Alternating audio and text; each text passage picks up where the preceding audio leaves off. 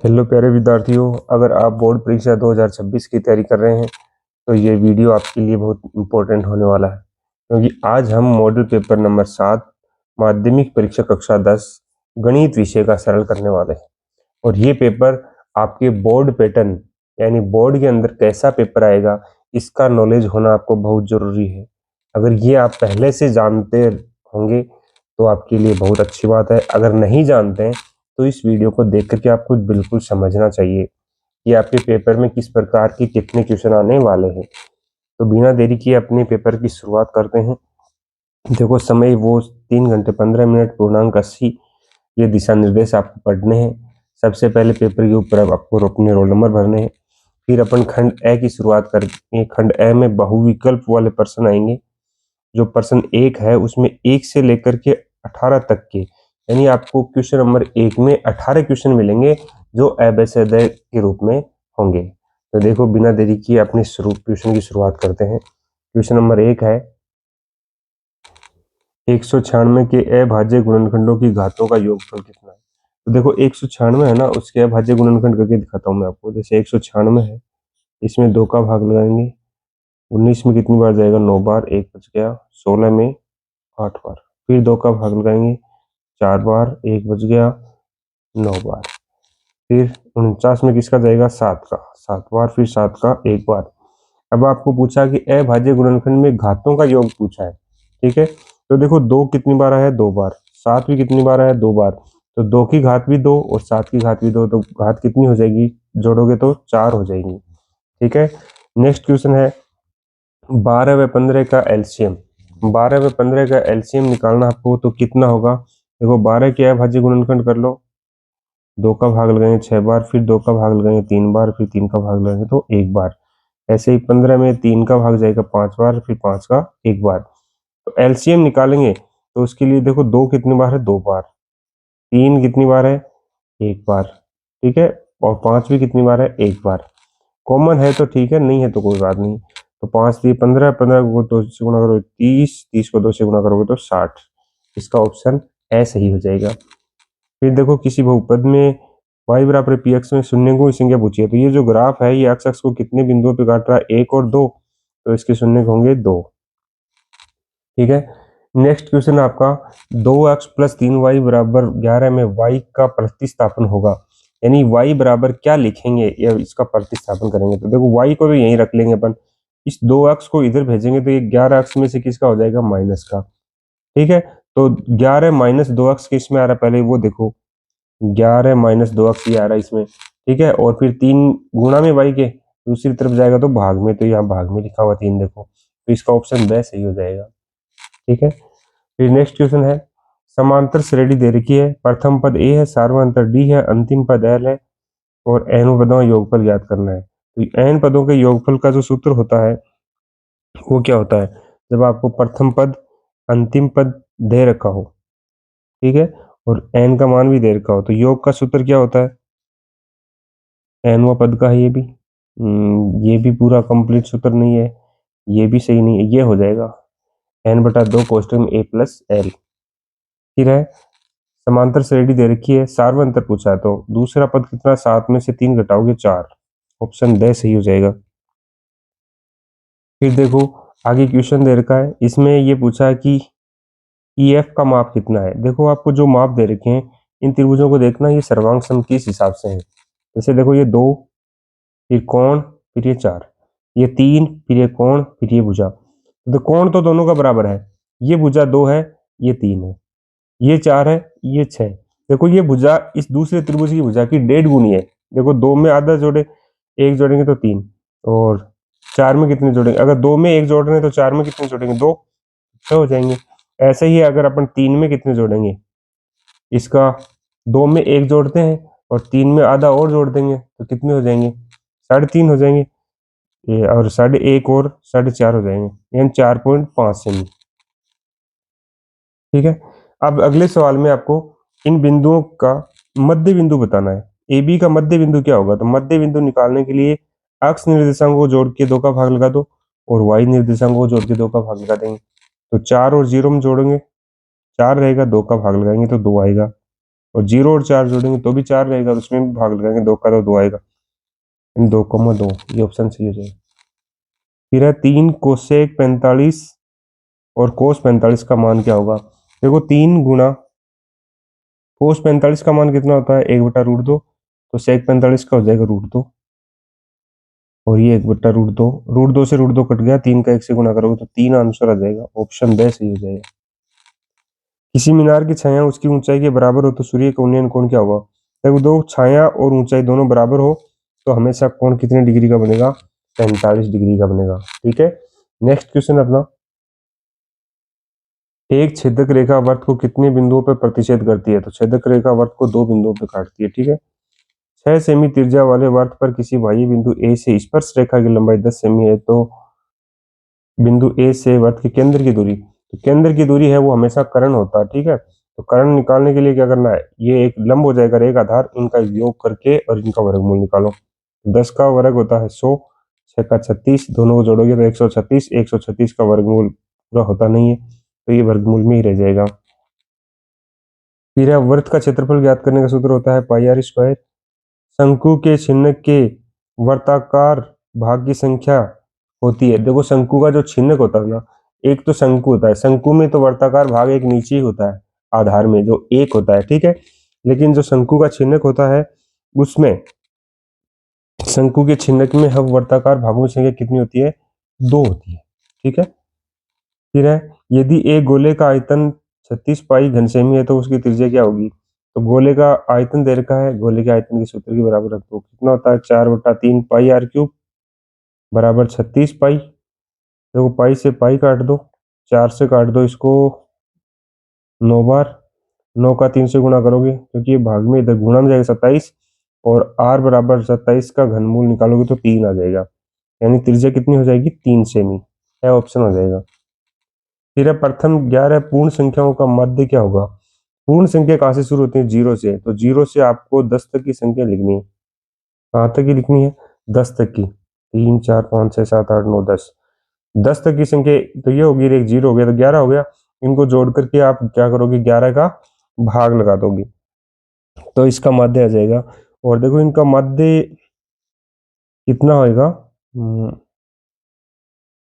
इनका माध्य आएगा, इनका योग होता 55, 55 में 11 का भाग लगाओगे तो 5 आ जाएगा। ठीक है, सिग्मा का चिन्ह क्या प्रदर्शित करता है, सिग्मा का मतलब होता है जोड़ या योग लिख सकते हैं उसको। एक लाल पासा और एक नीला पासा एक साथ फेंका जाता है तो संभव परिणामों की संख्या क्या होगी। देखो एक पासा होता है ना, उसकी संभव परिणाम होते हैं 6, और जितने पासों की संख्या बढ़ती जाती है उसकी घात बढ़ती है, तो ये नहीं है कि 2 पासे होंगे तो 12 हो गए, 6 की घात 2 हो जाएंगे, यानी 6 की घात 2 का मतलब 36, कुल परिणाम कितने होंगे, 2 पासे होंगे तो 36 हो जाएंगे। फिर देखो क्वेश्चन नंबर 2 है, इसके अंदर आपको 6 क्वेश्चन पूछे जाएंगे जो रिक्त स्थान वाले होंगे, और ये क्वेश्चन भी आपके एक एक अंक के होने वाले हैं। ठीक है, तो किसी बहुपद को शून्य के बराबर रख करने से प्राप्त रैखिक व्यंजक को क्या कहते हैं, तो उसको बोलते हैं समीकरण। क्या बोलते हैं, समीकरण। फिर है ए एन बराबर एन स्क्वायर प्लस 1 के 3 पद लिखने हैं। देखो एन की जगह अगर आप 1 रखोगे तो पहला पद आ जाएगा, तो 1 का स्क्वायर करेंगे 1 और 1 में 1 जोड़ेंगे तो 2। दूसरा पद निकालने के लिए n की जगह 2 रखेंगे, 2 का स्क्वायर करोगे 4 और 1 जोड़ोगे तो 5। ऐसे ही तीसरा पद निकालने के लिए n की जगह 3 रखेंगे, 3 का स्क्वायर 9 और 1 जोड़ोगे तो 10, तो यानी प्रथम 3 पद क्या होंगे, 2 5 और 10 हो जाएंगे। नेक्स्ट क्वेश्चन है अंडर रूट में 1 माइनस कोस स्क्वायर थीटा क्या होता है, साइन स्क्वायर थीटा होता है, और साइन स्क्वायर थीटा वर्गमूल से बाहर आएगा तो क्या आ जाएगा, साइन थीटा आ जाएगा इसका आंसर। दो त्रिभुजों की संगत भुजाएं बराबर हो तो वे दोनों त्रिभुज समरूप होते हैं, तो इसमें आएगा बराबर,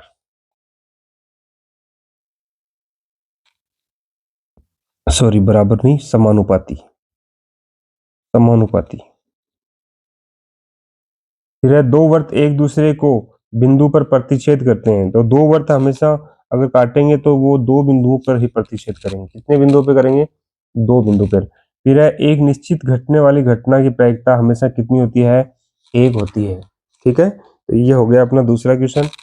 लास्ट क्वेश्चन अपना क्वेश्चन नंबर 3 है, इसमें देखो आपको तीन संख्या दे रही, इनका लसाअ और मैसे पूछा है अभाज्य गुणनखंड विधि के द्वारा। तो देखिए इस सवाल को आप सबसे पहले अपन 72 के अभाज्य गुणनखंड करेंगे, 180 के करेंगे, 252 के करेंगे। ठीक है, फिर इनका लसाअ निकालना है तो उसके लिए अधिकतम घात देखनी है। तो देखो 2 की अधिकतम घात 3 आ रही है, 2 है यहाँ पे 2 है, यहाँ पर 3 है, तो अधिकतम देखनी है अपन को। तो फिर 3 की अधिकतम घात भी कितनी आ रही है, 2 आ रही है, और 5 एक बार आ रहा है, 7 एक बार आ रहा है। इन सबको गुणा करोगे तो 2520 एलसीएम हो जाएगा। और में से निकालने के लिए कॉमन देखना है, तो कॉमन तो क्या होगी, 3 की घात 2 और 2 की घात 2, इनका गुणा करोगे तो 36 आंसर आ जाएगा। नेक्स्ट क्वेश्चन अपना संख्या 5005 को अभाज्य गुणनखंड के गुणनफल के रूप में रखना है। देखो 5005 के मैं आपको अभाज्य गुणनखंड करके बताता हूँ, बड़ा इंपॉर्टेंट क्वेश्चन है ये, क्योंकि इसमें 5 का भाग जाता है एक बार, फिर 0 0 और एक बार, फिर इसमें 5 का भाग नहीं जाता। तो अगली अभाज्य संख्या होती है 7, तो 7 का भाग लगाएंगे, इसमें एक बार जाएगा, 3 बच जाएंगे, 30 में कितनी बार जाएगा, 4 बार, 2 बच गए, 21 में कितनी बार जाएगा, 3, फिर 143 में 11 का भाग जाएगा। अगली इसमें अभाज्य संख्याएं बढ़ती जाती हैं, 143 में 11 का भाग कितनी बार जाएगा, 14 में लगाएंगे तो एक बार, और फिर 3 बच गए, 33 में 3 बार, फिर 13 में 13 का भाग जाएगा एक बार। तो इसके अभाज्य गुणनखंड हो गए 5 7 11 और 13। इसको लिख दोगे आप 5 गुणा 7 गुणा 11 गुणा 13, ये इसके अभाज्य गुणनखंड हो जाएंगे। फिर है क्वेश्चन, यदि x माइनस 2 व्यंजक x square plus 2x minus A का एक गुणनखंड है तो a का मान क्या होगा। देखो a का मान ज्ञात करने के लिए x माइनस 2 बराबर 0, तो यहाँ से x का मान 2 आ जाएगा। ठीक है, और x बराबर 2 इसमें रखेंगे तो इसके गुणनखंड आ जाएगा, कितना आएगा, देखो 2 का स्क्वायर प्लस 2 गुणा 2 माइनस ए बराबर 0, तो 4 हो जाएगा 2 का स्क्वायर, और यहाँ पर भी 2 का 2 से गुणा करोगे 4 माइनस ए बराबर 0। अब ए को इधर भेज देंगे और 4 और 4 जुड़ के कितने हो जाएंगे, 8, तो ए बराबर कितना आ जाएगा, आपका आंसर 8 आ जाएगा। नेक्स्ट क्वेश्चन है अपना, आपको इस समीकरण दे रखी है, इसमें x बराबर 5 रख के y का मान ज्ञात करना है। तो x की जगह 5 रख दो, तो 5 और x के बीच में किसका चिन्ह लगेगा, गुणा का, माइनस 3y बराबर कितने हैं, 16। 5 को 5 से गुणा करोगे 25, माइनस 3y बराबर 16। अब देखो 3y का तो अपने इस साइड में पक्षांतर करते हैं, 16 का इस साइड में, तो 25 माइनस 16 हो जाएंगे बराबर 3y किसके हो जाएंगे, प्लस के, और 25 में से 16 घटाएंगे तो 9। अब y का मान निकालेंगे तो y के गुणा में 3 है, ये 9 के भाग में आ जाएगा, तो y बराबर कितना आ जाएगा, 9 में 3 का भाग 3 बार जाएगा। नेक्स्ट क्वेश्चन है, 3 के प्रथम 5 गुणज लिखकर उनका योग ज्ञात करना है। 3 के प्रथम 5, ये 3 का पहाड़ा लिखना है, 3 6 9 12 और 15, 5 लिख दिए, इनका जोड़ करना है, कितना होगा, देखो 3 से 9 9 18, 18 और 12, 30 से 5 15 45 हो जाएगा, कितना हो जाएगा, 45 हो जाएगा इनका योग।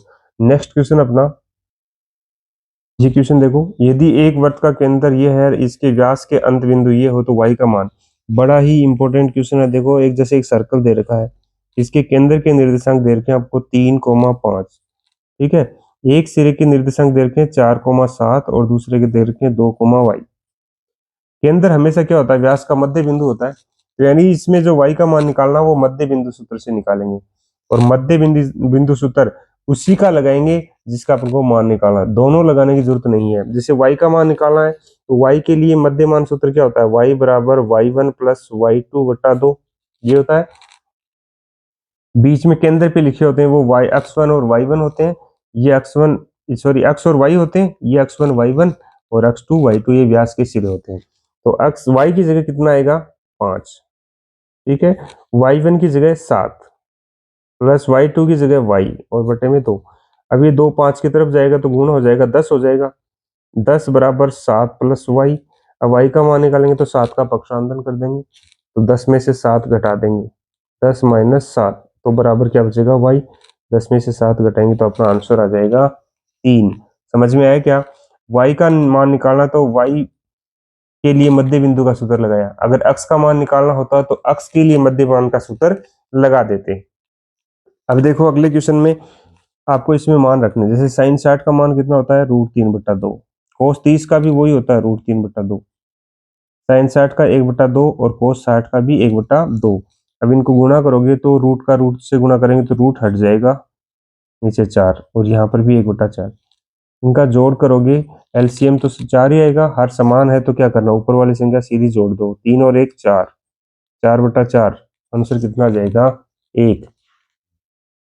नेक्स्ट क्वेश्चन, 3 स्पर्श रेखाएं दे रखी हैं आपको एक त्रिभुज पर, बीसी का मान दे रखा आपको 6.3 सेमी, एमसी का मान दे रखा है 2.7 सेमी, तो बीएल का मान पूछा है।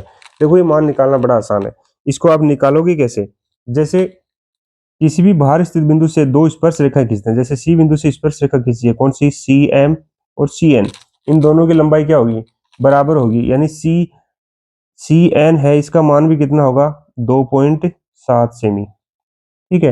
लेकिन अपन को बीसी का मान दे रखा है, अपन बी एन का मान निकाल सकते हैं, और बी एन वो किसके बराबर होगी, बी एल के बराबर होगी, बी एल की माप अपन को पूछिए, तो बी एन का मान निकालेंगे तो क्या करेंगे, बीसी में से सी एन को घटा देंगे, तो बीसी कितना है 6.3 और इसमें 2.7 घटा दो, कितना आएगा, 13 में से 7 घटाएंगे तो 6, तो यहाँ 5 में से 2 घटाएंगे तो 3, 3.6 आ गया, तो यानी बी एल है वो भी कितनी आएगी, 3.6 सेमी आएगी, कितनी आएगी, क्योंकि बाहर स्थित बिंदु से खींची गई दोनों स्पर्श रेखाएं क्या होती हैं, बराबर होती हैं, तो ये माना जाएगा इसका 3.6 सेमी।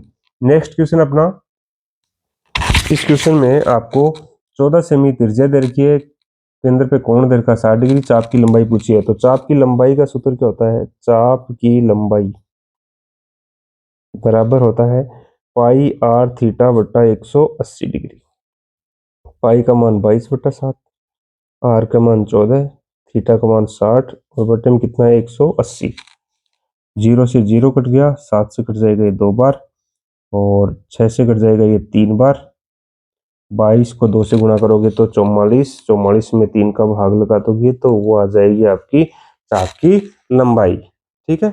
नेक्स्ट क्वेश्चन आपका, किसी वर्त के त्रिज्य खंड के चाप की त्रिज्य खंड का क्षेत्रफल 77 वर्ग सेमी है, त्रिज्या दे रखी 7 सेमी, तो त्रिज्य खंड के चाप की लंबाई क्या होगी, तो इसका सूत्र होगा, देखो वर्त के त्रिज्य खंड का क्षेत्रफल का सूत्र एक ये भी होता है, एक त्रिज्य खंड का क्षेत्रफल ए यानी बराबर 1/2 एल गुना आर, क्षेत्रफल की जगह 77 लिख दिया, 1/2, चाप की लंबाई कितनी दे रखी है, नहीं दे रखी, पूछी है, त्रिज्या के मान 7 दे रखा है, अब एल का मान निकालना तो 2 तो चला जाएगा, देखो त्रिज्य खंड के चाप की लंबाई निकालेंगे तो 77 है, इसके 2 तो चला जाएगा गुणा में, और 7 गुणा में ये आ जाएगा भाग में, 7 से कट जाएगा, 11/11 को 2 से गुणा करोगे तो 22 सेमी, आपका आंसर कितना जाएगा, 22 सेमी। नेक्स्ट क्वेश्चन है, देखो बहुलक समांतर माध्य आपको दे रखा है और माध्य का पूछिए, तो इन तीनों में जो संबंध होता है वो सूत्र अपन लिखेंगे, इन तीनों में संबंध होता है 3 गुणा माध्य का प्लस बराबर बहुलक प्लस 2 गुणा माध्य, तो बहुलक की जगह लिख देखो 3 गुणा माध्य का, ये तो मान अपन को निकालना माध्य का तो ठीक है, बहुलक का मान कितना है 70 प्लस 2 गुणा 100, तो ये कितना हो जाएगा 70 और प्लस 200, इनको जोड़ोगे तो 270 हो जाएगा। अब माध्य का मान निकालना है तो 3 गुणा में इधर आएगा तो भाग में, तो माध्य का बराबर कितना आ जाएगा, 270/3 और 3 का भाग लगाओगे तो 9 बार, ये 90 आ गया, कितना आ गई माध्य का अपनी, 90 आ गई, कितनी आ गई, 90, ठीक है।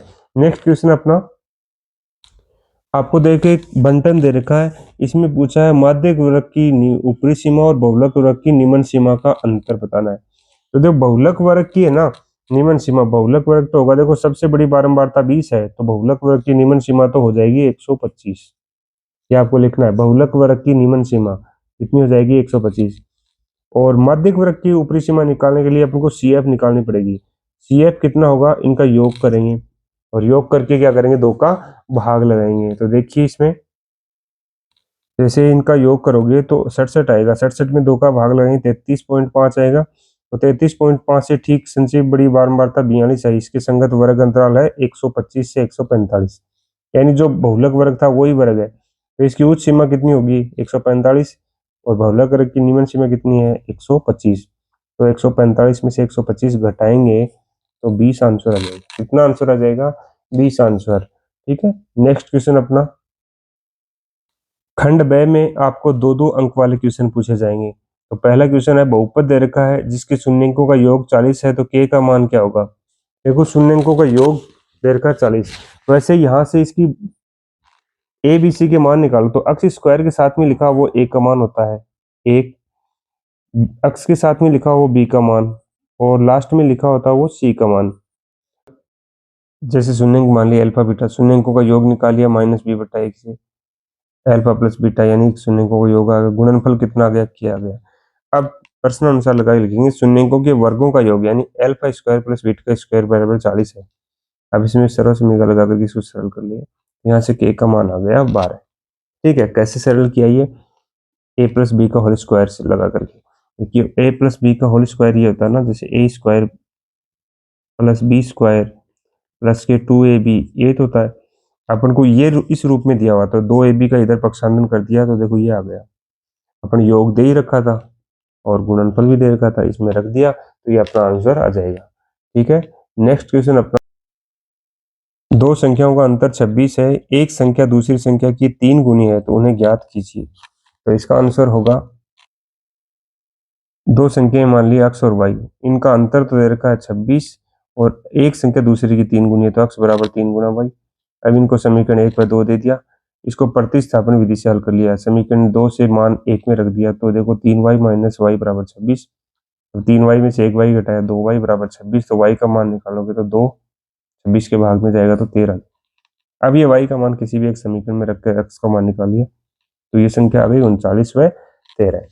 नेक्स्ट क्वेश्चन अपना, वह एपी निर्धारित कीजिए जिसका तीसरा पद 5 और सातवां पद 9 है। तीसरा और 5 सातवां पद दिए हुए हैं, तो इससे अपन समांतर श्रेणी कैसे बनाएंगे? देखिए इसका आंसर, देखो समांतर श्रेणी के तीसरे पद को लिखते हैं अपन a प्लस 2d, वो दे रखा है 5। सातवें पद को लिखेंगे a प्लस 6d बराबर 9। अब समीकरण 1 व 2 को अपन हल कर लेंगे, तो यानी 1 में से 2 घटाओ या घटाना पड़ेगा, तो d का मान आ जाएगा, d का मान रख करके a का मान निकालेंगे, और d और a का मान आने के बाद में अपन उसकी समांतर श्रेणी बना सकते हैं ना। सबसे पहले a का मान रख देंगे, उसमें d को जोड़ते जाएंगे, जैसे 3 में 1 जोड़ा 4, 4 में 1 जोड़ा 5, तो वो समांतर श्रेणी बन जाएगी। नेक्स्ट क्वेश्चन अपना, आपको दो त्रिभुज दे रखे हैं, ये त्रिभुज समरूप है या नहीं ये आपको बताना है। देखो ये समरूप त्रिभुज है या नहीं ये मैं बताऊं आपको, जैसे आपको दो कोण पता है, ये 60 डिग्री है 40 डिग्री है, तो 60 और 40 100 हो गए, यानी ये कोण कितना होगा? 80 डिग्री का होगा। कितने डिग्री का होगा? 80 डिग्री का। अब ये दूसरा, इसमें भी देखो ये 60 और 40 दे रखे हैं, और तो ये भी कितने का होगा? 80 डिग्री का होगा, हो जाएगा 80 डिग्री का।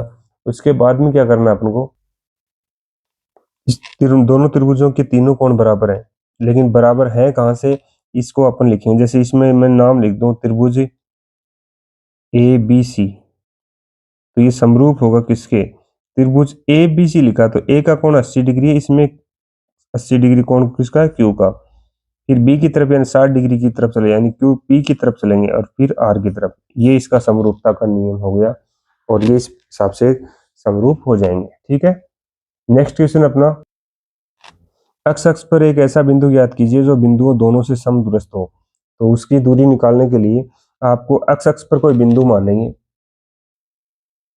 वाई अक्ष पर बिंदु मान लिया 0, और इसकी अपन ए और बी से दूरी निकाली, दोनों दूरियों को बराबर रख करके अपने सरल कर लिया, तो वाई का मान 9 आ गया, तो वो बिंदु हो जाएगा 0,9। ठीक है, नेक्स्ट क्वेश्चन अपना, त्रिभुज पी क्यू आर में क्यू कोण समकोण है, पी क्यू बराबर दे रखा है, पी आर बराबर दे रखा है, कोण पी क्यू आर और पी आर क्यू का मान ज्ञात करना है। तो इसके लिए अपन को सरल करना पड़ेगा इसे, देख पी क्यू का मान पी आर का मान दे रखा है, तो अपन क्या करेंगे, पी क्यू बटा पी आर बराबर होता है साइन आर, और साइन आर बराबर हो गया कितना? 1/2, क्योंकि 3/6 लिखोगे तो कट के 1/2 जाएगा, 1/2 में से साइन किसका मान होगा? साइन 30 का, साइन से साइन कट जाएगा, तो यानी कोण आर का मान कितना आ गया? 30 डिग्री आ गया। अब दूसरा कोण निकालना, तो 180 में से दो कोण तो पता चलेगा, एक 30 और एक 90, घटा दोगे तीसरा कोण आ जाएगा 60 डिग्री। ठीक है, ऐसा इंपॉर्टेंट सवाल है, ये ध्यान देना थोड़ा।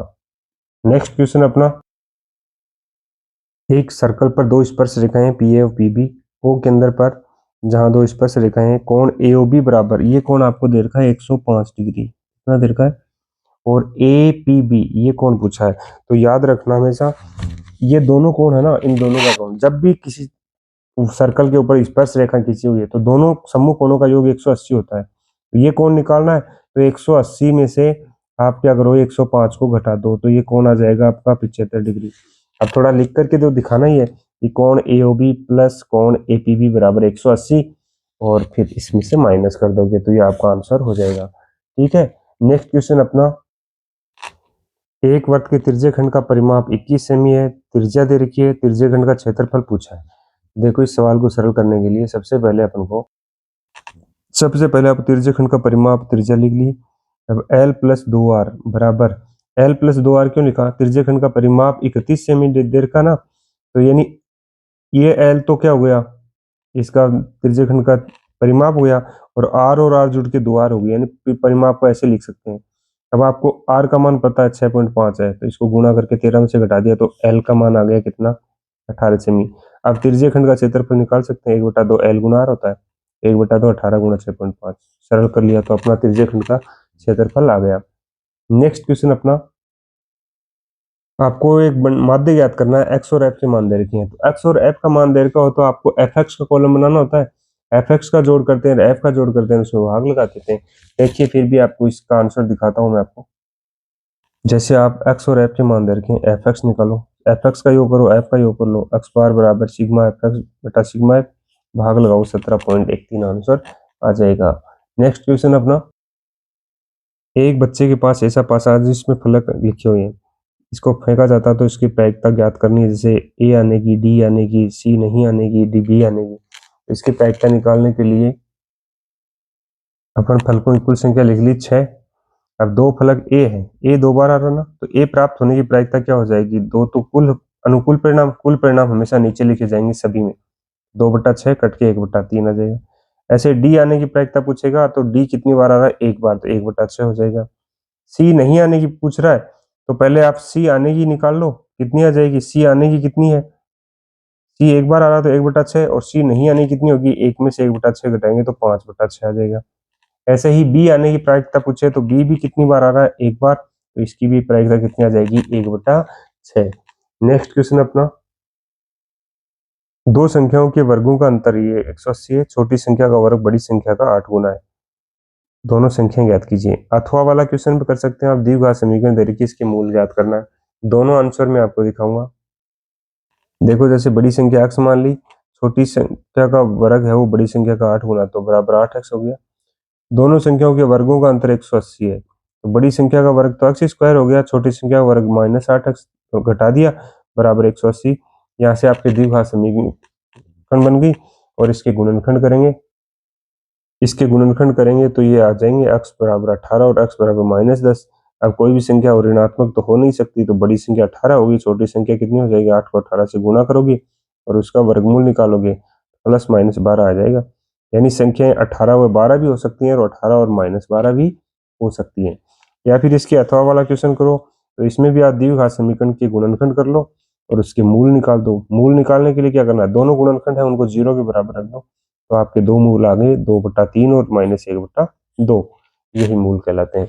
ठीक है, नेक्स्ट क्वेश्चन अपना 15 नंबर क्वेश्चन में देखो, बिंदु A और B दे रखे, इनको जोड़ने वाले AB रेखाखंड को 4 बराबर भागों में विभाजित करने वाले बिंदुओं के निर्देशांक ज्ञात करने, या फिर सिद्ध करना ये 3 निर्देशांक दे रखे हैं समकोण त्रिभुज के शीर्ष हैं। तो इसका आंसर देखिए, सबसे पहले एक रेखाखंड खींचा AB, इसको 4 बराबर भागों में बांटना, तो बीच में 3 बिंदु होंगे, देखो C, D और E, 4 समान भाग हो गए।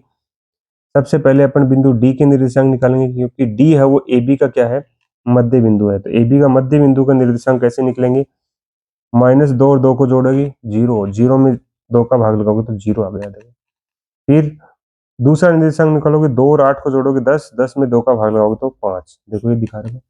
ऐसे ही आप जैसे D के निर्देशांक आ गए, फिर C के निकालेंगे, C किसका मध्य बिंदु हो जाएगा, A और D का, इन दोनों को जोड़ के 2 का भाग लगा देना। ऐसे ही E के निर्देशांक निकालो, तो E है वो DB का मध्य बिंदु हो गया, तो इसके निर्देशांक निकल जाएंगे। देखो जैसे AD का मध्य बिंदु C है, इनको जोड़ के 2 का भाग लगाया, ये आ गया। नेक्स्ट है जैसे बी और डी का मध्य बिंदु ई है, तो इन दोनों के निर्देशांक जोड़ के 2 का भाग लगा दो। ऐसे इस ए बी को 4 बराबर भागों में बांटने वाले बिंदु के निर्देशांक आ गए। अथवा में जो क्वेश्चन दे रखा है, त्रिभुज एबीसी के निर्देशांक दे रखे हैं, ए बी दूरी निकाली, बी सी दूरी निकाली, सी ए दूरी निकाली। अब दूरी देखो, ए बी आई है 5, बी सी आई है √50 और ये कितनी आई है, सी ए √5। अब देखो, इन कोई भी दो का वर्गों का योग तीसरे के वर्ग के बराबर है, आ रहा है ना बराबर, क्योंकि 5 का वर्ग 25, यहाँ भी 5 का वर्ग 25 और 25 25 कितने हो जाएंगे, 50 हो जाएंगे। यहाँ पर भी कितना 50 ही तो है, यानी दो भुजाओं के वर्गों का योग तीसरी भुजा के वर्ग के बराबर है, तो यानी ये समकोण त्रिभुज के शीर्ष है। नेक्स्ट क्वेश्चन अपना, नेक्स्ट क्वेश्चन आपको sin theta plus cos theta बराबर p दे रखा है, sec theta plus cosec theta बराबर q दे रखा है, और ये आपको सिद्ध करना है, या फिर इसमें नीचे वाले को कर सकते हो। दोनों सवाल में आपको हल करके दिखाऊंगा। देखिए इसका आंसर, सबसे पहले देखो p का मान रख दिया, q का मान p का मान दोनों रख दिया और इसको सरल कर लिया। sin थीटा cos थीटा में बदल दिया पूरे सवाल को, और इसको अपन ने जब सरल किया, यहाँ पे sin square theta plus cos square theta का मान कितना होता है, 1 होता है, यहाँ 1 रख दिया, 1 से ये 1 कट गया, और देखो ये cos थीटा से cos थीटा कट जाएगा, sin से sin कट जाएगा, तो ये अपना जो बाकी बचेगा वो आंसर आ जाएगा। कितना, देखो जो अभी मैं बता रहा था, 2 कोष्टक में sin थीटा cos थीटा ये बचेगा, यही किसके बराबर है, 2p के बराबर है। अथवा में देखो, इसमें क्या करना, ऊपर sin थीटा कॉमन ले लिया, नीचे cos थीटा कॉमन ले लिया, कोष्टक में जो बचा उसको लिख दिया, इस एक की जगह sin square theta plus cos square theta लिख दिया दोनों जगह। इसको सरल किया तो एक एक sin कम हो गया ऊपर, नीचे एक एक cos कम हो गया। अब ये समान बच गया, इसको काट दिया, और sin बटा cos क्या होता है, tan थीटा होता है। तो इस प्रकार से ये इसका आंसर हो गया।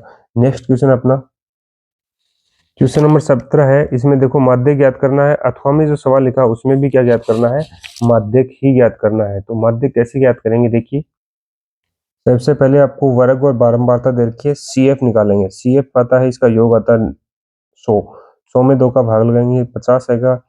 50 देखो यहाँ पे है नहीं, 60 वाले कॉलम में आएगी, तो इसके संगत वर्ग अंतराल होगा 27 से 37, तो ये माध्यक वर्ग हो गया। फिर L का मान लिख दिया, माध्यक वर्ग की निम्न सीमा, n का मान अपन को पता ही है, f क्या होता है, इस माध्यक वर्ग की बारंबारता यानी 20।